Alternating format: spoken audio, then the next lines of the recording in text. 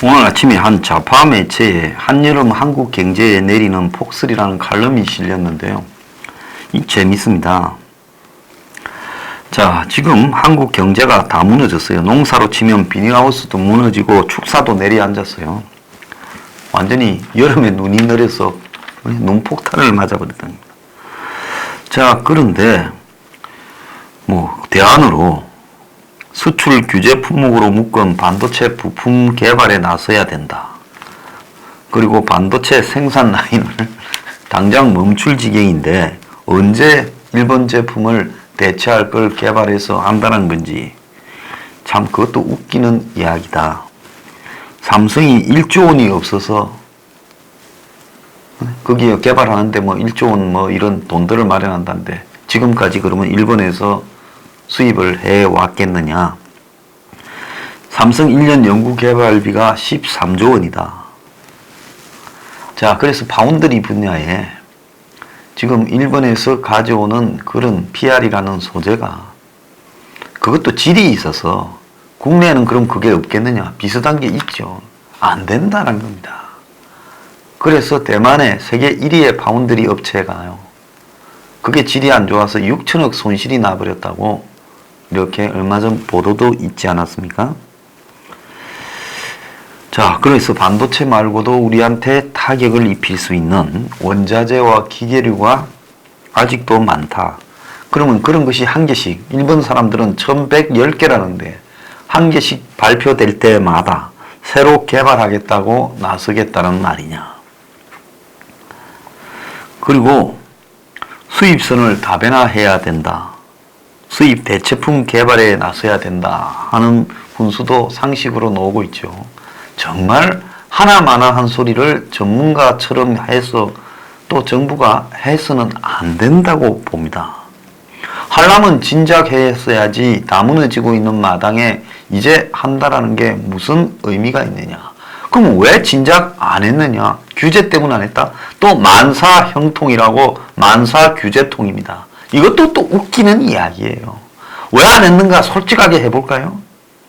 왜 안 했는가 하면 하려니 엄청나게 기술과 노력이 들어가고 품질 관리를 해야 되고 하는데 그렇게 하려고 하다 보니 비용이나 노력이 너무 많이 들어가요. 그러니 일본에서 몇 조 주고 사다 쓰는 게 남는 돈에 비교하면 껌값이니까 그렇게 한 겁니다. 그래도 만약에 대비해서 그렇게 돈 많이 벌면서 삼성이 반도체로 그걸 한쪽에서는 했어야 되지 않냐 해요. 그럼 또 왜 그래 안 했냐. 그게 한국 재벌들 수준인 거죠. 삼성이 반도체로 재미 본 지가 10년이 넘었으면 10년 전쯤에 진짜 당장 몇 조씩 나가더라도 생돈 나가는 것 같지만 한 10년쯤 20, 30조를 투입해서 기술진을 양산시켜서 해야 되는데 국내에 기술 좀 있는 중소기업은 다 죽여버리고 또 뭡니까? 일본에서 갖다 샀으면 아쉬울 일 없는데 왜 그렇게 비용 대비 효과가 손해나는 일을 하느냐. 그런 거 할 필요 없다고 안 했겠죠. 작심하면 했으면 한 10년 했을 거라고 봅니다. 그렇지만은 누구도 한국 사람들 속성에 그렇게 하는 사람은 없지요. 왜? 그렇게 기술을 키우는 것은 손실이다라고 생각하니까 안 하는 겁니다.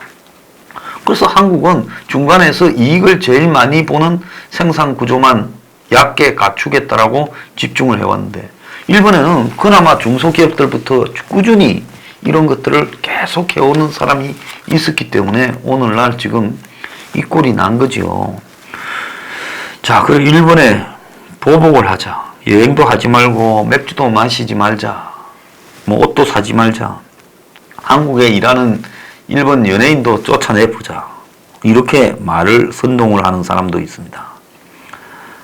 자, 이거는 말도 안 되고 실질적인 보복도 되지 못하고 그렇게 한다면 민주주의라는 말을 우리 스스로 안 써야지요.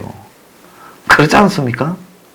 지금 우리가 쓰는 민주주의라는 말조차도 단어도 일본이 영어를 번역해서 데모크라시를 이거를 어떻게 번역할 건가? 중국놈이 번역한 것도 아니에요. 한자지만 일본이 민주주의라는 말을 썼고 우리는 민주주의라는 말도 일본이 개발한 걸 받아 쓰고 있어요. 오늘날 우리가 쓰는 단어들 중에 얼마나 많은 단어들이 서구에서 시작된 그런 용어들을 우리가 일본이 만드는 걸 그대로 받아 쓰는 줄 몰라요. 그러면 일제 산물이기 때문에 민주주의란 말도 버려야죠. 자, 그러면서 이런 합리적인 이야기를 하는 사람은 일제 앞잡이냐고 몰아붙입니다. 저한테 대해서도 지금 친일파 뭐 어쩌고 난립니다. 근데 문제의 핵심은요. 이런 일이 벌어지면 제일 먼저 다치고 고통받고 쌈기는 사람은 누구냐? 사회의 계층구조 제일 말단에 있는 사람들입니다. 그래서 서서히 이렇게 달아오르는 솥단지에서 제일 먼저 쌈겨지는 것은 제일 밑바닥에 깔려있는 서민들이라는 겁니다. 자, 일본하고의 관계에서 요 근래에 일본이 한국을 사람 취급을 안 했습니다. 그런데 이런 일이 나올 줄 몰랐던 게 죄지요. 그렇지 않습니까? 국정원이 1조 3천억을 쓰는데 자, 국정원이 간첩 잡는 기관이 아니라 해외에 경제 관련 정보를 수집하는 그런 해외 정보원으로 가겠다고 한 게 문정권 아니에요?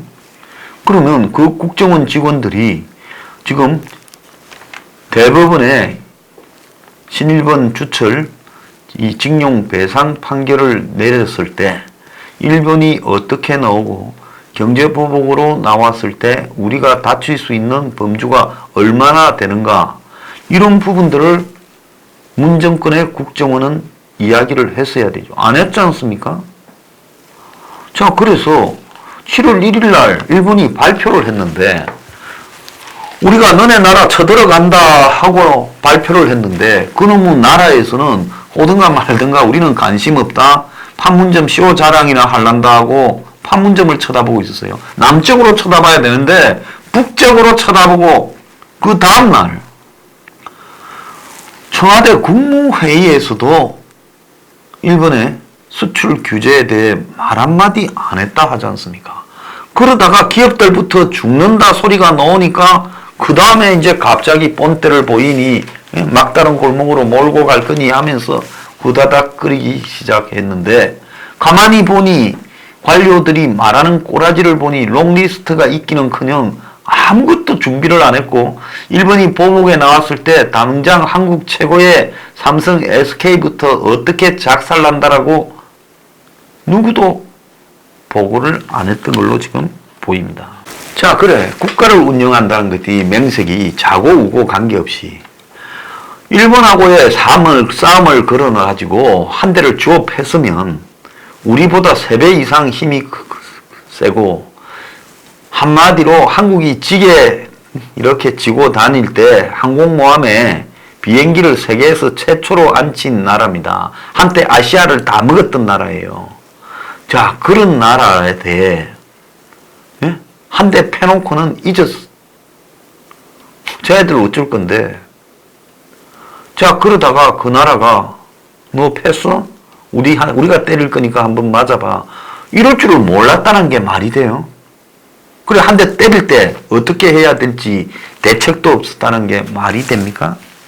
그래가지고는 평소에 우습게 알고 거짓말이나 하고 속이기만 하던 미국에 가가지고 미국 지금 꽁무니 잡고 늘어지고 있습니다. 자, 오늘 아침에 신문에 보면 김현종이가 백악관을 설득했다. 설득은 개뿔. 백악관의 비서실장 대행 멀베이니를 만나서 미국 측에 우리 입장을 이렇게 설명했다. 그래가지고 어제 저녁부터 뉴스가 get it done 성과를 만들어내라 외친 김현종 편도 티켓 끊고 워싱턴행 배수진 말 잘했어요. 만약에 get it done이 안 되면 김현종이는 편도만 끊어갔으니까 오지 마세요. 아마 미국의 어느 날 미국 공항에 저기 혼자서 노숙자 돼 있는 사람이 있으면 그게 김현종인 줄 몇 달 뒤에 그렇게 하세요. 말에 책임을 지기 바랍니다. 쇼 하지 마라 그래요. 쇼. 자, 멀베니가 뭔 힘이 있어요? 백악관에 예산국장 하다가 켈리 쫓겨나고 난 이후에 트럼프가 네가 그냥 백악관 비서실장 대행해라 한 겁니다. 그럼 어느 날 예산국장 하다가 갑자기 백악관 비서실장이 된 행운하지만은 아무 힘이 없어요. 왜? 백악관의 비서실장 켈리가 한동안에 이방카가 못 들어오게 또 정보 취급도 못하게 하다가 이방카 쿠시너 반격에 밀려서 쫓겨났어요. 지금 몇 명입니까? 이 비서실장이 프리버스가 있고 쫓겨났죠. 몇 달 만에. 그 프리버스가 쫓겨날 때도 이방카 쿠시너 때문에. 그 다음에 켈리가 또 쫓겨났어요. 이방카 쿠시너 때문에. 그리고 이제 세 번째는 아예 대행을 갖다 놨습니다. 너 비서실장 아니야. 대행이야. 그러니까 내 딸하고 사이가 하자는 대로 해. 그래, 그런 멀베인이 만나가 김현종이가 뭘 얻어오겠어요? 자, 김현종이는 통상교섭본부장을 노무현 때 하다가 삼성의 대법무사장으로 있다가 또 통상본부장으로 왔다가 이제 또 청와대 안보실 2차장이 되었습니다. 이 사람은 삼성의 대리인입니까? 정권의 대리인입니까? 이럴 수 있어요. 좀 웃기지 않아요? 이번 일 초기에 삼성의 사장을 만났다는 거예요. 정부가 일을 이렇게 하면 안 되죠. 삼성이 국가입니까? 요즘 뭐 삼성이 안팎으로 곱사등이 된다고 삼성 대응해서 삼성이 망하면 대한민국이 망한다고 또 쓰는 언론도 있던데요. 웃기지 말아하세요. 미국 쪽에서 한미관계 중요성을 잘 알고 우리의 입장을 당연히 이해했다. 이건 김현종의 이야기죠. 미국에서 입장이 나온 게 하나라도 있습니까? 자, 그런데 이 와중에 강경화는 아프리카, 이디오피아 방문을 했습니다. 3개국 방문을 6일 동안 한다나요? 자, 아프리카에서 폼페이오하고 통화를 했는데 일본의 무역 제한 조치가 미국 기업은 물론이고 세계 무역 질서에 부정적인 영향을 미칠 수 있다니 폼페이오가 이해한다 말했습니다. 자, 그런데 이 말은 무슨 말이냐? 알았다, 고마해라. 전화 빨리 끊어라 소리입니다. I understand는요. 예? 자, 지금 나라의 핵심 산업이 무너진다는데 아프리카 가서 이디오피아 여자 대통령하고 악수를 하고 있어요. 자, 그런데 왜 아프리카 갔겠어요? 강경화는 알 겁니다. 능력은 없지만은 눈치는 빨랐어요. 폼페이오가 대한민국의 이 역관 강경화를 파트너라고 생각이나 하겠습니까? 청와대에서도 어디에서도 강경화는 그냥 얼굴 마담에 불과하지 어떠한 힘이 없다라는 걸 다 알고 있고 열심히 일하기를 바라지도 않고 그렇습니다. 그런 강경화가 미국에 소문이 자자하게 났는데 무슨 수로 가서 폼페이오가 만나나 주겠어요? 아마 만나줬으면 아프리카 방문을 연기하고 갔을 거예요. 전화통화 정도나 백악관 비서실장 대행이 만나준 정도가 다인 겁니다. 자, 이 김현종을 왜 보냈냐? 김현종이 FTA 협상을 했고 한미, 그리고 또 얼마 전에도 또 한미 FTA를 해서 통상 관료들을 미국에 많이 알기 때문에 간다는데, 자, 미국에 지금 트럼프 정부 들어서 트럼프가 아니라고 하는 것을 미국의 핵심 실무자들이 한국 편을 들어서 일본을 공격하는 일이 있을 수 있겠습니까? 없지요. 안보 문제에서도 앞에서는 말 못하고 이번에 판문점 씌워도 이제 뒤에 가서 정리해서 조금씩 이야기하는 정도인데 하물며 지금 미국이 일본을 대하는 관계와 한국을 대하는 관계의 비중을 구체적으로 한번 해보자면 한 제가 볼 때 7, 8대 1일 정도라고 보고 있습니다. 일본의 비중이 70, 80이라면 한국은 한 10 정도다. 이게 정확한 비중의 크기라고 봐요. 자, 그리고 미국이 일본과의 안보 동맹, 일본 열도 자체를 미국이 항공모함처럼 중국과 북한, 러시아를 견제하는 이 기지로 쓰고 있잖아요. 전 세계에 일본에 미군이 제일 많지 않습니까? 그런데 이런 관계, 또 더 나아가서 미국과 일본이 경제적으로도 얼마나 긴밀히 연결되어 있습니까? 자, 이런 관계인데 이 와중에 미국이 평소에 말 잘 듣고 간 쓸개도 빼주려고 하고 트럼프한테 죽도록 아부한 아베를 버리고 한국에 손을 들어주겠어요? 툭 하면 뒤통수 치고 미군 쫓아내려고 하고 유엔사 해체하려고 그야말로 입만 열면 거짓말하고 뒤통수 치고 그래서 오죽하면 중국이냐 북한 편이냐 미국 편이냐를 확실히 하라고 미국에서 이야기까지 하는 한국에 손을 들어주겠어요? 그렇다고 한국 앞에서 미국이 공연히 우리는 일본 편이라고 말하면 그건 바보지요. 그러면 어떻게 말하겠습니까? 한일 간에서 잘 슬기롭게 해결하기 바란다. 이 말은 뭔가 하면 우리한테 찾아오지 말고 너끼리 해결해라. 골치 아프니까. 이 말은 안 도와준단 말이죠. 그러잖아요. 우리가 어린데 거기 바지 끄덩이라도 붙잡고 큰형님이 좀 해줘야지. 예? 그런데 그럼 평소에 잘하지. 왜 맨날 말이야 네가 막내면서 둘째한테 달라들어가지고 먼저 걷어차고 패고 하냐. 그러니 이 꼴이 생긴 거 아니냐. 네가 가서 사과하고 잘 안 하게 앞으로는 그래 안 하겠다고 빌어봐라. 안 그러면 우리가 방법이 없다. 너들끼리 해결하든가. 지금 딱 미국의 입장이 그겁니다. 청와대가 반도체 규제는 전 세계가 연관요. 하여튼 청와대에 있는 놈들은 저것끼리에 함정에 빠져서 그냥 매일 소설을 쳐 쓰고 살고 있어요. 자, 미국 상원 외교위원장이 매우 현실적인 이야기를 했습니다. 한일이 스스로 해결해라. 자, 이 말은 무슨 말이겠습니까? 미국이 중재할 때가 아니다. 양국이 스스로 해결해라. 그래서 이제 앞으로 미국에서 한일 외교 대전이 벌어진다는데 이거는 조금 미국 경험이 있는 사람은 일본 대사관이 그야말로 얼마나 많은 미국에 대한 작업을 할 건가. 그 뭐 말을 못해요. 일본은 워싱턴에 그 포토맥 강변에 벚꽃나무를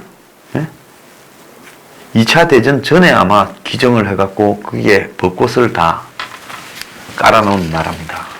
그래서 로비력에서 말하자면 먹고 노는 주미 한국 대사관보다 일본 대사관이 그야말로 한 20대 1 정도로 앞서가는 미국에 대한 로비력을 갖추고 있습니다.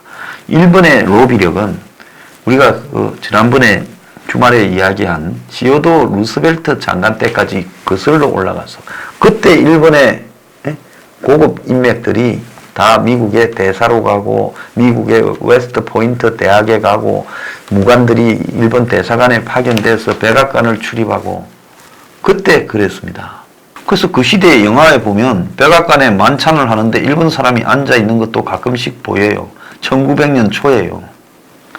그러니까 이런 것들을 고려하자면 지금 미국이 이 사태에 끼어들 가능성이 저는 없다고 보고 요 근래에도 일본이 미국에 아는 사람한테 일제히 연락을 해서 절대로 끼어들지 말라고 계속 이야기를 하고 있다고 합니다. 외교위원회에 크리스 쿤스 민주당 상원 의원은 한미일 삼국 모두가 심각한 북한의 안보 위협에 이렇게 직면한 상황에 양국이 서로 잘 이야기해서 해결하기 바란다. 그리고 제임스 리시 공화당 상원 외교위원장은 양국이 스스로 문제를 해결해라. 이렇게 말을 했습니다. 주권을 가진 나라가 미국에 찾아오지 말고 너끼리 풀어라. 이렇게 말을 하고 있습니다. 그래서 미국은 지금 이 문제에서 대응을 할 생각이 거의 없다라는 겁니다. 미국 전문가들은 한일 갈등에 한국이 먼저 싸움을 시작했다. 이렇게 보는 견해가 대부분이고요. 갈등이 장기화될 때는 한국이 엄청난 피해를 볼 거다. 그래서 270대 1의 피해라는 거죠.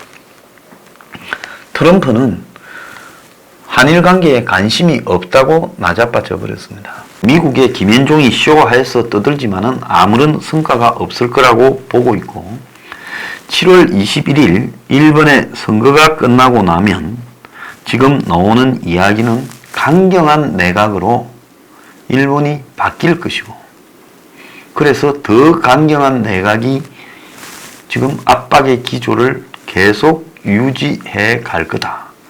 그런데 7월 8월은 휴가 기간입니다. 그래서 미국도 다 휴가를 떠나버릴 거예요. 그래서 9월 달까지 이게 흘러갈 수밖에 없다는 겁니다. 최소요. 자, 지금 일본에서 내일 수출 규제 공식 담판을 한다지만은 일본이 과장급으로 낮춰버렸습니다.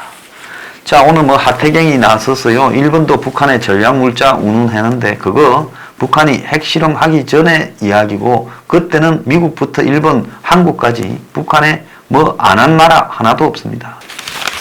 자, 우리 남한은 좌파 정권 때 북한의 현금 돈다발을 그냥 수해물자 지원하는 배 타고 내려온 북한 사람한테 던져줬다 하는 이야기도 오늘 이 중앙일보에 실렸어요. 40만 불을 100달러짜리로 화상 이산가족 상봉할 거니 도구 사게 이걸로 갖고 가라.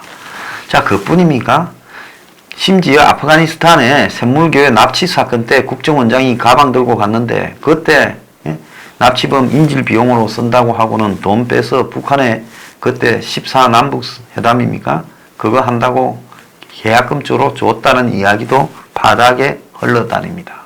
심지어 뭐 미국에 있는 대사관에서 돈이 북한 대표부로 배달되었다라는 그런 이야기도 한때 흘러다녔습니다. 그래서 한국이 북한에 이런 현금을 던져주는 일, 특히 문 정권 들어와서 지금 석탄 밀수나 정제유 불법 한적에 대해 일본이 얼마나 증거를 가지고 있겠습니까? 그 말고도요, 북한이 집요하게 반도체 등을 달라고 요구했다. 또 DJ 때는 안보 프로그램, 그 컴퓨터 보안 프로그램을 북한에 줬다라는 이야기도 있고, 그것 때문에 그 보안 프로그램 유명한 사람이 국정원이 케어했다라는 이야기도 있었습니다. 누군지 잘 아시죠?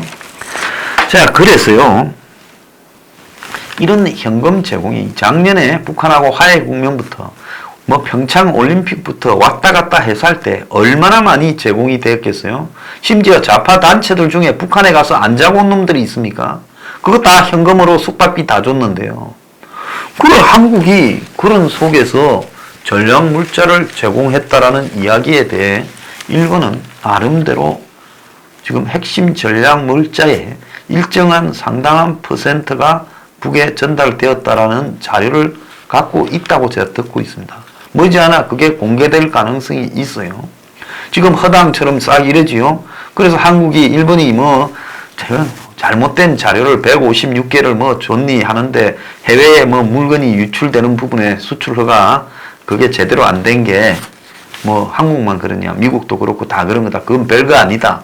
그렇게 우리가 잘못한 부분은 이야기하고 일본도 일본 물자가 북으로 흘러간 게 있다는데 그 내용 보면 2008년 거는 시도하다가 실패했고 그 이전은 다 북한의 핵실험 이전에 상대적으로 북한의 전략물자 수출 금지가 약할 때 다들 이야기입니다. 그래서 아베 정부가 지금 가짱케 볼 만큼 이 문 정권이 북한에다가 물심양면으로 해준 내용이 터져 나올 수 있다는 거고, 그게 터져 나왔을 때 쥐구멍은 어떻게 들어가려고 할 건가? 아니 쥐구멍 들어가지 않고 뻣뻣이 쳐들고 그래 와 이럴 건가? 한번 지켜볼 필요가 있다. 자, 그래서 보수 진영이라 자처하면서 지금 이 싸움에 문정권을 비호하는 세력들, 저는 하태경이 도대체 정체가 뭐냐 묻고 싶고요. 그 다음에 조원진 또 이런 부분에 말 똑바로 해야 된다 보고 있습니다. 삼류 싸구려 민족주의에 넘어가지 말기를 바랍니다. 이 모든 원인은 문이 제공했고 또 문정권이 지금도 북한에 여러 가지 돈과 전략 물자를 주지 않았나 하는 의심은 미국과 일본에서 공이 나오는 거고, 그래서 석탄 밀수나 정제유 불법 환적 문제를 제기한 이유가 너가 줬다라는 말을 간접적으로 하는 겁니다. 자, 그래서요. 김대중이 2000년에 남북 정상회담 앞두고 4억 5천만 불 준 거는 세상이 다 알려진 일 아닙니까? 그래서 우리가 안 하냐? 좌파 정권 때마다 돈과 물자를 북한에 줘왔다. 근데 그 옛날 김대중 노무현 정권보다 훨씬 더 친북적인 문 정권에서 안 줬다? 한번 지켜볼 필요가 있다 봐요. 지금 반도체 분야에만 한국이 지금 전문가분이 이렇게 어제 제보를 해왔는데, 반도체 분야에만 일본에 지금 1년에 들어가는 돈이 6조 이상이 될 거다. 그럼 반도체 말고도 스마트폰이니 OLED니 많지 않습니까? 그러면 이게 지금 한간에 공개되는 액수보다 훨씬 더 많을 거다라는 이야기들이 나오고 있습니다. 자, 그래서 실질적으로 지금 정부가 내놓은 통계가 지금 비에 있잖아요. 이런 게 일부일 거다. 그래서 이게 정확하게 통계가 나왔을 때 어마어마하다. 반도체 부분만 소재 부분, 이번에 일본이 뭡니까? PR이라고 하는 부분, 이런 것 등에 나가는 돈이 6조 정도가 지금 총합해서 소재 비용을 지불하고 있다라고 추정되고 있는 겁니다. 그래서 파운드리 쪽만 그렇지 나머지는 별 문제가 아니다는데 그러지 않다는 겁니다. 그래서 이 사태가 한 두세 달 가면 그때 이제 어떤 일이 벌어지는가는 것은 지금 여러분이 생각하는 것보다 훨씬 심한 일이 벌어질 거다. 문은 좋겠습니다. 원하는 대로 일본발 세컨더리 보이콧 의한 경제 위기가 아니라 미국에 덮어세울까 일본에 덮어세울까 이랬는데 일본의 경제 위기, 금융 위기를 덮어세우게 되어서 축하드립니다.